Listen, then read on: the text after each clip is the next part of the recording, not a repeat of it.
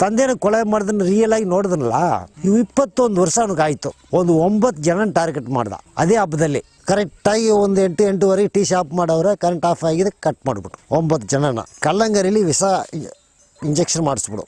ಕೊಳಂದಾಣೆ ಅಂದ್ಬಿಟ್ಟು ಇಲ್ಲಿ ಪಕ್ಕ ಬಹಳ ಬ್ರಿಲಿಯಂಟ್ ಶೂಟ್ ಮಾಡೋದು ಲೆಫ್ಟಲ್ಲಿದ್ದೇ ಮಾಡೋದು. ಅವನ ಗಣ್ಣು ಎತ್ಬಿಟ್ರೆ ಮಿಸ್ಸೇ ಇಲ್ಲ. ವೀರಪ್ಪನ ಕೈಲಿ ಕೂಡ ಮಿಸ್ ಆಗಿಬಿಡ್ಬೋದು, ಅವನ ಕೈಲಿ ಮಿಸ್ ಆಗಲ್ಲ.